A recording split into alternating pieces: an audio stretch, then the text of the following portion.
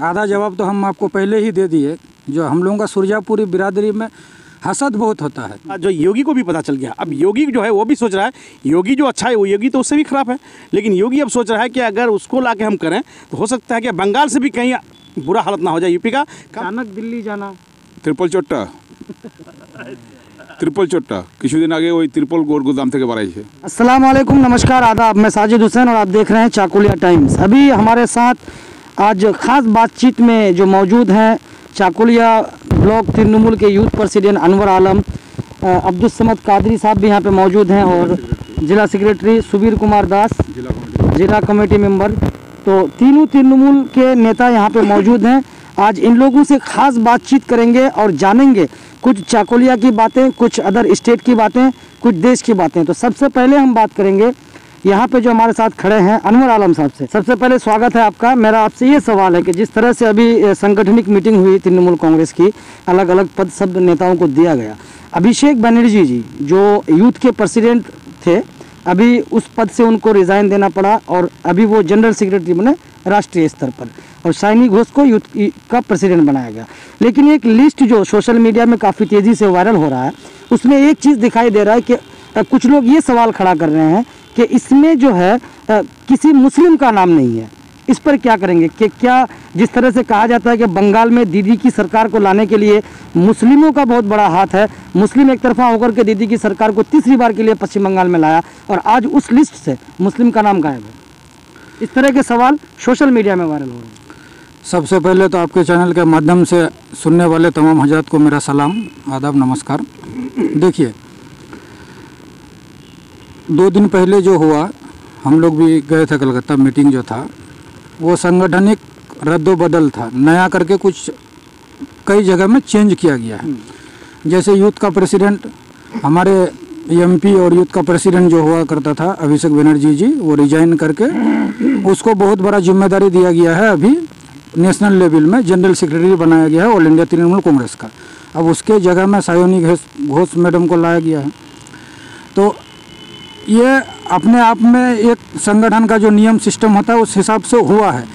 अब वो लोग ये सोच के थोड़े किए हैं जो यहाँ पर मुस्लिम, हिंदू या अदर कास्ट, ये सब कोई फैक्टर नहीं था। हाँ, हम लोगों का सुरजापुरी बिरादरी में हमेशा से ही ये प्रॉब्लम रहा है कि हम लोग थोड़ा उंगली करने में आगे रहते हैं। ये जो पोस्ट हम भी देखे हैं कहाँ से ये पोस्ट हो रहा है और किस तरह से हो रहा है, तो ये लोग कहना क्या चाहते हैं और करना क्या चाहते हैं मेरा समझ से बाहर है।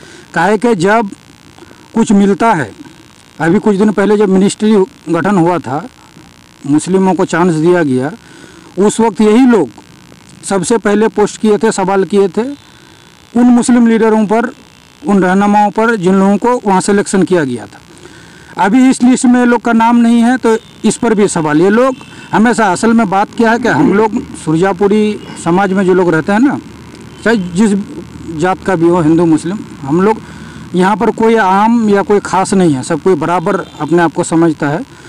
तो हम लोगों के बीच में अगर अचानक किसी को कोई जगह मिल जाता है या कोई चेयर मिल जाता है तो हम लोगों में इतना हसद या जलन हो जाता है कि हम लोग हमेशा उसके पीछे पड़ जाते हैं कि किस तरह से उसको खींचा जाए, उंगली किया जाए। ये हम लोगों का बहुत बड़ा डीमेरिट है और उसी का कारण है कि ये सब बात उठाया जा रहा है। नहीं तो आज जिस तरह से ममता बनर्जी की गवर्नमेंट में हम लोग ममता बनर्जी को देख के वोट करते हैं, पार्टी को देख के वोट करते हैं, अपने आप में सही बात है। लेकिन हमारे यहाँ का जो रहनुमा है, हम लोगों का जो लीडर है, हर तरह का है, मिक्सिंग एरिया है। हम लोग तो ऐसा सोच के या वोटर ऐसा सोच के वोट नहीं करता, लेकिन इन लोगों का हर बार इस तरह का कुछ ना कुछ सवाल रहता ही है। तो इन सवालों का इस लिस्ट से कोई ताल्लुक़ नहीं है। हमारी लीडरशिप जो all India Trinamool Congress committee का वर्किंग कमेटी है, वो लोग बैठ के जो अच्छा समझे हैं वही किए हैं। अब उसमें मुस्लिम हिंदू ये सोच के तो नहीं किए हैं। अच्छा, अभिषेक बनर्जी एक युवा नेता हैं, उनको राष्ट्रीय स्तर पर लाना क्या ये दर्शाता है कि नहीं तृणमूल कांग्रेस जो है पूरे देश में जो है अपनी छाप बनाने में लगी हुई है? अभिषेक बनर्जी जी तो 2014 से यूथ प्रेसिडेंट हैं, लेकिन पार्टी को 2014 से देख रहे हैं। लेकिन 2019 के रिजल्ट के बाद, जब हम लोगों का पश्चिम बंगाल में रिजल्ट खराब हुआ, उसके बाद से वो पूरा इतना एक्टिव हुए। पहले सिर्फ एक यूथ प्रेसिडेंट के हिसाब से देख रहे थे, लेकिन उसके बाद जो इतना देखना शुरू किए, ठीक से देखने के बाद अभी उनका परफॉर्मेंस जो असेंबली इलेक्शन में मिला, उसके तौर पर उसको देखते हुए हमारे लीडरशिप ने फैसला किया कि यंग एनर्जेटिक और हर तरह से काबिल है, इसीलिए इसको युवाओं को आगे लाया। हाँ, इसको अगर नेशनल लेवल में लेके जाया जाए तो इससे हम लोगों को और भी दूसरे स्टेट में कामयाबी मिलेगा, इसीलिए उनको आगे बढ़ाया गया है। अब बात करेंगे हम मंत्री गुलाम रब्बानी साहब की। इलेक्शन से पहले जब वो चुनाव लड़ रहे थे तो तरह तरह की बातें सोशल मीडिया में आ रही थी। देखा गया था कि गुलाम रब्बानी साहब नौकरी चाकरी के नाम पे लोगों से पैसे लिए, दीगर और कई जो है कामों के लिए पैसे लिए, यानी करप्शन बहुत ज़्यादा किए हैं। इस बार उनके पैरों से ज़मीन खिसक जाएगी, लेकिन ग्वालपोखर की जनता ने ही ऐसे लोगों के मुंह में तमाचा मारा। अभी एक पोस्ट मैंने देखा था कि वो जो एक नया मकान बना रहे हैं उन पर भी एक जो है सवाल खड़ा किया गया। मंत्री साहब एक नया मकान बना रहे हैं, ये भी करप्शन के पैसे से ही बना रहे हैं। तो इस तरह के अनर्गल लगाना, एक मंत्री थे पहले, फिर अभी जाके कैबिनेट में उनको जगह मिली, ऐसे नेता का जो एक छवि को जो है सोशल मीडिया के माध्यम से जो बदनाम किया जाता है, इसमें कितनी सच्चाई है? देखिए, इसका आधा जवाब तो हम आपको पहले ही दे दिए। जो हम लोगों का सुरजापुरी बिरादरी में हसद बहुत होता है। कोई अगर एक जगह में जाता है तो उसको हम लोग एक्सेप्ट नहीं करते हैं, उसको सपोर्ट नहीं करते हैं। हम लोग चाहते हैं कि किस तरह से उसको गिराया जाए। अगर उसी जगह में कोई बाहर से आके बैठ जाता है तो हम लोग उतना सोचते नहीं हैं कौन आया क्या हुआ। लेकिन अगर अपना कोई खास आदमी, अपना इलाके का सुरजापुरी बिरादरी का आदमी अगर बैठ जाता है तो हम लोग इतना उसके खिलाफ लग जाते हैं। देखिए, आदमी का, हर आदमी का, दुनिया में जो आदमी है हर आदमी का कुछ खूबी और खामी सब होता है, ये नहीं है। और आज रब्बानी साहब का खूबी ही था कि 8,000 से 74,000 में जीता। 8,000 में ना जीता था 16 में, 21 में 74,000 में जीता। तो बिना खूबी का तो जीता नहीं होगा। और वहाँ का अवाम इतना बेवकूफ़ भी नहीं है। सोशल मीडिया चलाने वाले लोग बेवकूफ़ हो सकते हैं। और सोशल मीडिया कौन लोग चलाते हैं? ज़्यादातर जो लीडर्स रहते हैं, और उसके जलने वाले बहुत है। उसके का है, जो लोग आगे बढ़ते हैं उसका जलने वाला हमेशा रहता है। लेकिन बात ये भी है कि हम लोगों को रब्बानी साहब का जो अपने इलाके के लिए या अपने कौम के लिए या अपने एरिया के लिए जो किए हैं उसको भी नहीं भूलना चाहिए। आज रब्बानी साहब का ही ये दान है कि बहुत आदमी को रब्बानी साहब ऐसे जगह में लाया जो कभी नहीं हुआ था, लेकिन वही लोग उसके अगेंस्ट में चला गया। मिसाल के तौर पर आप देखिए ना, RCCB का जो चेयरमैन किया था नसीम साहब को कौन लाया? आज नसीम साहब उससे हट के उसके अगेंस्ट में इलेक्शन फाइट करके देख लिया, जमानत जब्त हो गया।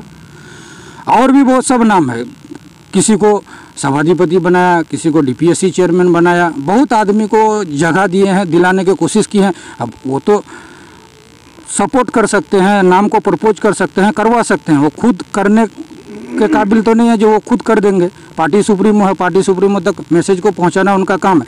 बहुत सब काम में सक्सेस हुए हैं। आज अपने एरिया में, अपने सुरजापुरी बिरादरी में सभाधिपति बनाना, DPSC का चेयरमैन बनाना, RCCB बैंक का चेयरमैन बनाना, ये सब तो बहुत अहमियत रखता है। और इन लोगों के जरिया किसी का ना किसी का तो भला हुआ है, काम तो हुआ है, ऐसा तो कोई बात नहीं है। लेकिन उस वक्त भी एक आरोप लगता था कि रब्बानी साहब लेन देन के वजह से कराए हैं, ऐसा किए हैं, वैसा किए हैं। लेकिन कहीं आज तक एक भी प्रूफ हुआ क्या? यहाँ तक हुआ कि रब्बानी साहब के घर में कुछ प्राइमरी के स्टूडेंट को, टेट क्वालिफाइड लड़कों को लेकर धरना तक दिया गया। आज उन लोगों का नौकरी हो गया। उन लोगों को जाके पूछिए कि उन लोगों का नौकरी पाने में किसका हाथ था। तो ऐसा बात नहीं है, कुछ लोग बहक के थोड़ा कर लिए थे। रहा बात वो जो सोशल मीडिया में घर का आ रहा था, अब देखिए उन लोगों को क्या बोलेंगे हम, बेवकूफ़ भी बोला जाएगा। आज 26 साल से हस्बैंड वाइफ टीचर हैं वो लोग, हाई स्कूल टीचर। उसके बाद मरहूम इमाज साहब का बेटा है गुलाम रब्बानी साहब, कोई छोटा मोटा घर से तो नहीं है, क्या नहीं है। उसके बावजूद 26 साल से इस्लामपुर में एक किराए का मकान में रहते हैं। आज तक तो कोई पोस्ट नहीं किया जो नहीं रब्बानी साहब किराए के मकान में क्यों रहते हैं। आज जब एक मकान कर रहे हैं, बहुत आदमी मकान करता है, हम भी मकान किए हैं, आप भी किए हैं, अपने अपने लेवल में आदमी मकान करता है। मकान करने में क्या, मकान किया मतलब इसको लेके ये करप्शन किया, उसके बाद ही मकान कर पाए हैं, तो उसका तो रिजल्ट उन लोगों को यहाँ का पब्लिक, ग्वालपोखर पब्लिक दे ही दिया। और दीदी को पूरा विश्वास है, नहीं तो प्रमोशन कैसे होता है, MOS से MIC कैसे हुआ। पब्लिक विश्वास दिखाया, पार्टी विश्वास दिखाया, और नेता काबिल तारीफ है। आप अवाम के बीच में जाते हैं, आपको तो पता लग ही गया है। हाँ, अब रहा बात, हम लोग रब्बानी साहब से उम्मीद करेंगे, रिक्वेस्ट करेंगे, गुजारिश करेंगे कि हम लोगों के इलाके में देखा आदमी के पीछे तो आदमी लगा रहेगा, बोलेगा ही, वो बोलते रहता है और रब्बानी साहब ये सब माइंड भी नहीं लेते हैं कि वो लोग जो लोग बोलते हैं बोलते रहे। रब्बानी साहब डेवलपमेंट के नाम पर हमेशा आगे रहते हैं। रब्बानी साहब से मेरा गुजारिश रहेगा कि आपको जो दफ्तर मिला है उसमें अच्छे से काम करके फिर उन लोगों को जब नेक्स्ट इलेक्शन आए करारा जवाब दे दीजिए। बहुत बहुत शुक्रिया। अब्दुल समद कादरी साहब हैं, इनसे हम दो बातें करते हैं। सर, हमसे यही जानेंगे कि चाकुलिया की अगर हम बात करें, चुनाव से पहले आप भी विधायक जी के साथ मंच साझा किए, उनके साथ चुनाव मंच में जाकर के कई सारे लोगों से वायदे किए, लेकिन अभी 1 महीने का वक्त बीत गया है चुनाव नतीजे आने का, लेकिन अभी तक आप लोग ना किसी इलाके में दौरा किए हैं, ना किसी से मिले हैं। क्या आखिर तैयारी है, क्यों इतना टाइम लग रहा है? लोग इंतज़ार कर रहे हैं कि आखिर कहाँ गए सब? नहीं शाहिद भाई, बहुत बहुत शुक्रिया आपका। सवाल है, देखिए इलेक्शन चुनाव के बाद आप जानते हैं कि माहौल ही कुछ ऐसा है, सिर्फ बंगाल का नहीं पूरे हिंदुस्तान का ही माहौल ऐसा है कि अब देखिए अभी जो हम लोग बात कर रहे हैं, देखिए आपके मुंह में भी मांस है, मेरा भी है, और जहाँ भी जाइए जिस तरह से, तो चुनाव के बाद जो है काफ़ी दिन के बाद एक बहुत बड़ा मौका यहाँ दिया आदमी ने, लोगों ने यहाँ टीएमसी को, और खासतौर से मिनाजुल आरिफिन आज़ाद को जो एमएलए के तौर पर यहाँ लाने के बाद जाहिर सी बात है हर इलाके में एक जोश है। और चुनाव के साथ साथ ही आप देखिए कि एक लॉकडाउन का एक माहौल हो गया, और इस माहौल में अगर हमारे नए जीते हुए एमएलए को लेकर हम कोई भी इलाका में जाएं तो आदमी सुनने के बाद ही देखिएगा, मतलब हज़ारों की तादाद में आदमी जमा हो जाएंगे, ये तो तय है। इसलिए अभी इस माहौल में जाना मुनासिब नहीं है। लेकिन जहाँ तक काम का सवाल है, जो काम बैठ करके होना है, जहाँ जहाँ भी जाके करना है, सोशल डिस्टेंस मेंटेन करके, जैसे कि हमारे विधायक साहब बैठे हुए नहीं हैं, हम लोग भी बैठे हुए नहीं हैं, ब्लॉक से हमेशा हम लोग का जो है ताल्लुक़ है। जैसा कि मिसाल के तौर पर आपको कह रहे हैं कि अभी जो वैक्सीनेशन का जो है कि स्टेट गवर्नमेंट जो अपने खर्च से जो है वैक्सीनेशन का इंतजाम किया है। कल पीएम ने भी ऐलान कर दिया कि अब हर राज्य को फ्री में। हाँ, ये देखिए, ये तो सवाल है कि अभी एक बहुत मज़े की बात है ये कि बंगाल को जो है, बंगाल के नक्श के कदम पे अभी चलने की कोशिश कर रहे हैं हमारे पीएम साहब। अभी देखिए, ये सिर्फ वैक्सीनेशन के मामले में नहीं, कोई भी कुछ मामला ले लीजिए, क्योंकि वो अभी जो है बंगाल क्या कर रहा है उसी हिसाब से जो है वो अपना स्टेप पीएम साहब भी लेते हैं। तो ये हम लोग के लिए बहुत गर्व की बात है और बड़ी फ़ख्र की बात है कि हमारी ममता बनर्जी उस कद की नेत्री अभी बंगाल पूरे हिंदुस्तान में उभर के आई है कि पीएम को भी उसका फॉलो करना पड़ रहा है। तो अब देखिए कि वैक्सीनेशन के मामले में जो है पूरा फ्री वैक्सीनेशन जो है वो स्टेट गवर्नमेंट की तरफ से दिया जा रहा है। तो उसके लिए हमारे विधायक साहब, हम लोग हमारा टीम को लेकर के जो है बीडीओ साहब के साथ बार बार बैठे, बीएमएस के पास बैठे, बीपीएससी में पहले दिया जा रहा था, लेकिन उसके बाद जो है वो जाकर बोला कि नहीं, यहाँ ऐसे नहीं, हर अंचल में जो उसका व्यवस्था किया जाए। अब इस बीच आपको खबर भी है, अंचल अंचल में जो वैक्सीनेशन शुरू हो गया है।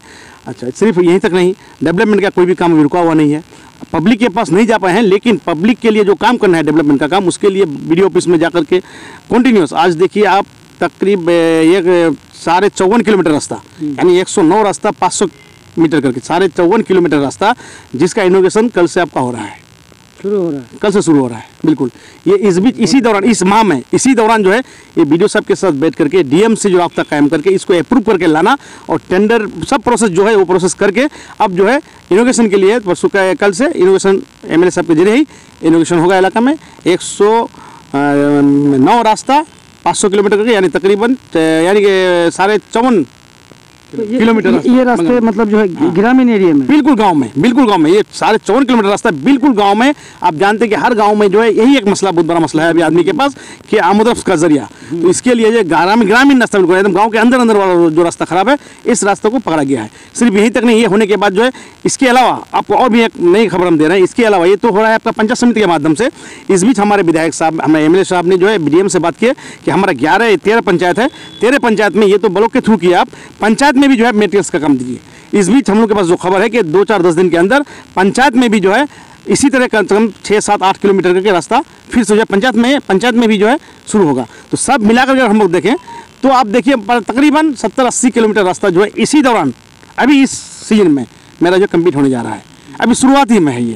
तो इसलिए डेवलपमेंट के मामले में रुके हुए नहीं है। अब सवाल के पब्लिक के पास जाने का, जो आपको हम बोले पब्लिक के पास जाने का यही कारण है कि अभी लॉकडाउन के टाइम में हर चीज़ मेंटेन करके चलना पड़ता है, सोशल डिस्टेंस का मामला है। फिर जो है मीडिया वाले आप ही लोग फिर उसको उजागर कर देंगे कि देखिए अभी इस जो आइन को जो है हाथ में लेकर खबर चाहिए। हाँ, जाहिर सी बात है विधायक साहब देखिए जाकर के आदमी के बीच में ऐसे कर रहे हैं। इसी वजह से अभी जो है हम लोग आम पब्लिक के पास नहीं जाते, ये काम करके ही मुलाकात, बिल्कुल काम हो रहा है, काम में हम लोग लगे। अब हमारे साथ सुवीर कुमार दास जी जिला कमेटी के मेंबर हैं, इनसे भी दो एक बात करते हैं। आपने देखा कि पश्चिम बंगाल में चुनाव हुआ, चुनाव नतीजे आए, ममता बनर्जी वर्सेस मोदी, पूरा ये ट्रेंड रहा पूरे पश्चिम बंगाल में। लेकिन क्या हुआ सब ने देखा। क्या 2024 में भी ये सिलसिला रहेगा कि नहीं, मोदी जी बनाम ममता बनर्जी? देख रहे हैं इसको, क्योंकि बहुत सारे लोग एक सोशल मीडिया के माध्यम से ये आवाज़ उठा रहे हैं कि दीदी को हम लोग पीएम देखना चाहते हैं। না দেখুন, সবার আগে তো আপনাকে আমি ধন্যবাদ জানাবো।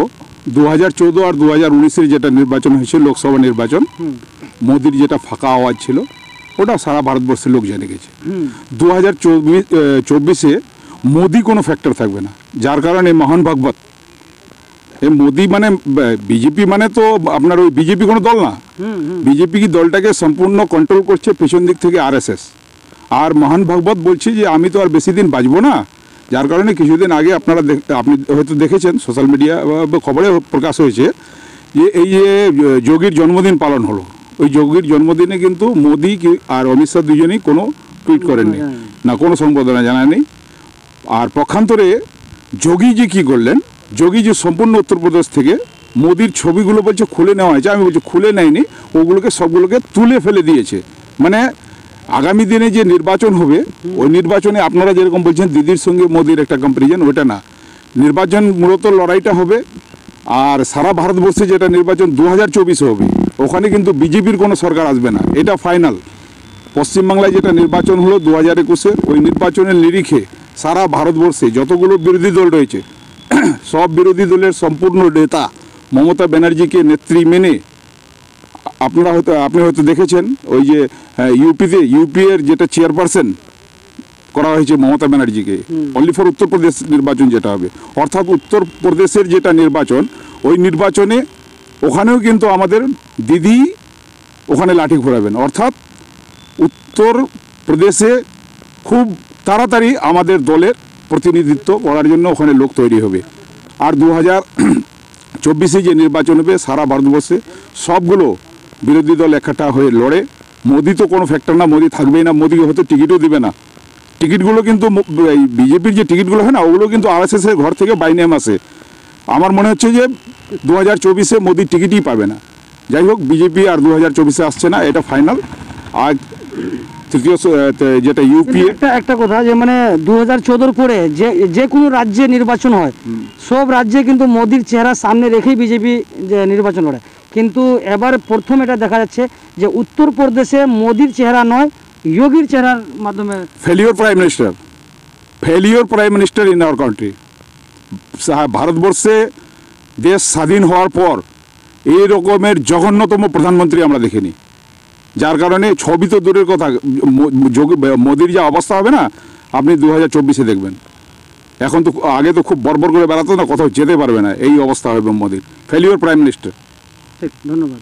तो मतलब एक बात मैं आपसे जानना चाहता हूँ कि जिस तरह से जो सवाल मैंने उनसे किया कि हर राज्य में मोदी का चेहरा सबसे सामने रहता था विधानसभा निर्वाचन में, कहीं भी आप 2014 के बाद देख लीजिए, लेकिन इस बार यूपी से जो एक बड़ी बात निकल करके आ रही है, क्या ये अभी मोदी सरकार के जो 7 साल पूरे हुए हैं, 7 साल पूरे होने के बाद जो देश में आवाज़ उठ रही है, एक जो अभी सुबीरदा बता रहे थे फेलियर प्राइम मिनिस्टर, तो क्या यही कारण है कि मोदी का जादू अब नहीं चल पा रहा है? देखिए, मोदी का जादू अब लेकिन बंद होने ही जा रहा है। आप देख रहे हैं, आप भी देखें, हम लोग भी सब कुछ देखें, कुछ दिन तो चला वो, क्यों ये जो अभी हकीकत में फेलियर प्रधानमंत्री है, इसमें कोई शक नहीं है, और बकवास प्रधानमंत्री है। देश में पहली मरतबा एक बकवास प्रधानमंत्री हमारे देश में आया है, जिसके अमल में अब जीडीपी से लेकर जो भी आज देखिए हर चीज़ गिर गया है और आदमी परेशान है, आम आदमी परेशान है। डीजल के दाम, पेट्रोल का दाम, ज़रूरती जो सामान है उसको लेकर के हर आदमी परेशान है। बेकारी जो है बहुत बड़ा एक मुद्दा है, इसलिए कोई चीज़ आज वो संभाल नहीं पाए, और आकर के जो है सिर्फ उसके पास कुछ नहीं, सिर्फ किस तरह से क्या है, अब एनआरसी हबी जब ये सबको उसका रहे वो, और बंगाल में आकर के जो जिस तरह से चुनाव में वो रहने के बाद यहाँ के लोगों ने जिस तरह से जो है जवाब दिया, इससे साबित हो गया कि मोदी अब देश में चलने वाला नहीं है। और ये बात जो योगी को भी पता चल गया। अब योगी जो है वो भी सोच रहा है, योगी जो अच्छा है वो योगी तो उससे भी खराब है, लेकिन योगी अब सोच रहा है कि अगर उसको ला के हम करें तो हो सकता है कि बंगाल से भी कहीं बुरा हालत ना हो जाए यूपी का। कम से कम हम खुद रह करके मोदी को थोड़ा साइड करके उसका पोस्टर उससे इधर उधर फेंक करके कम से कम आदमी के अंदर ये जो है आदमी के दिमाग को घुमाने की कोशिश कर रहा है योगी कि आप मोदी नहीं भाई, मोदी को छोड़ो, हम लोग अब कुछ करेंगे। तो इस वजह से अब वो जो है सोचता है कि मोदी को सामने लाना बेकार है, कि बंगाल में देख लिया। और दीदी जो है अभी जिस तरह से ऑपोजिशन के रूप में अभी पूरे हिंदुस्तान में उभर के आई है, आज देखिए सोनिया गांधी वो भी बोल रही है कि 2024 में जो है ममता बनर्जी को सामने रख करके हम लोग को चुनाव लड़ना है। और सबसे जो अहम बात है कि केरल में जो है लेफ्ट का आपका सीएम है ये अपना वीएन साहब, तो वो खुद बोल दिए हैं कि हम लोग को सबको इकट्ठा होकर के और ममता बनर्जी को अपोजिशन के लीडर मान करके जो है हम लोग को इस बार चुनाव लड़ना है। बहुत इसमें बहुत अहमियत है, लेकिन इस बात में बहुत अहमियत है। तो इसलिए अब जो है ये योगी अभी लेटेस्ट जो है मोदी यहाँ से हार के गया है, तो योगी सोच रहा है कि अगर उस मोदी को हरा हुआ उस शेर को ला करके यहाँ अगर हम ये करें, वो लोग शेर मानता है उसको बीजेपी वाला, उसको हराए हुए इसको अगर हम ला करके यहाँ खड़े होकर के उसको सामने रख करके हम चुनाव लड़ रहे हैं, तो ये तय है कि बुरा हालत हो जाएगा। वैसे भी यूपी का बुरा हालत होगा, क्योंकि अब पंचायत चुनाव कुछ दिन पहले आप देख ही लिए, बनारस वगैरह जो सब जहाँ हुआ बहुत बुरा हो गया। उसके बावजूद ये लोग सोचता है कि योगी को ला करके शायद अगर कुछ हम लोग संभाल सकें, इसलिए मोदी को लोग साइड कर रहे हैं। मोदी अब हिंदुस्तान में चलने वाला नहीं है। कि विरोधी दल के नेता बीजेपी के जो शुभेंदु अधिकारी आज अचानक अमित शाह जी से मुलाकात किए, क्या क्या वजह हो सकती है अचानक दिल्ली जाना? त्रिपल चोट्टा কিছুদিন আগে ওই ত্রিপল গোদাম থেকে বাড়াইছে, বুঝলেন? ও কি ধরনের নেতা আছে ওটা পশ্চিমবাংলার 9 কোটি লোক জেনে গেছে। যে লোকটা ত্রিপল চুরি করতে পারে, আজকে বিজেপির যা অবস্থা রয়েছে, এই নব্য বিজেপি আর পুরনো বিজেপির মধ্যে যেটা কোন্দল, আজকে আপনার ওই মুকুল রায় আর রাজীব ব্যানার্জি মিটিংয়ে যায়নি। এই জিনিসগুলো নিয়ে ও মোদির কাছে গেছে, অমিত শাহের কাছে গেছে যে এটাকে থামান। আর আমার মনে হচ্ছে বিজেপি দলটা ভাঙতে ভাঙতে এই ত্রিপল চট্টার জন্য কোথায় গিয়ে দাঁড়াবে আমার মাথায় ঢুকছে না। এই হচ্ছে শুভেন্দু অধিকারীর ব্যাপার। শুভেন্দু অধিকারী কিছু না, ও গেছে মোদির কাছে ওইটাই আটকাবার জন্য এদেরকে। আর দিদি বলে দিয়েছে যারা 2021-এর নির্বাচনে দলের সঙ্গে বিশ্বাসঘাতকতা করেছে ওদেরকে কোনো মতে দলে নেওয়া যাবে না। যারা চলে গেছে তো চলেই গেছে, আর যারা দলে থেকে দলের সঙ্গে বেইমানি করেছে ওদেরকে ইমিডিয়েটলি আপনি দেখবেন সারা পশ্চিমবাংলায় কোনো পদে থাকবে না। देख रहे थे तृणमूल कांग्रेस चाकुलिया के जो है नेता, तीनों नेता से हमने बात की, हर तरह के सवाल इनसे किया। आपने सुनी सारी बातें। वीडियो कैसी लगी हमें ज़रूर वीडियो के नीचे कमेंट करके बताएं। चैनल को सब्सक्राइब कर बेल आइकन को दबाएं। चाकुलिया टाइम्स के लिए मैं मोहम्मद साजिद हुसैन।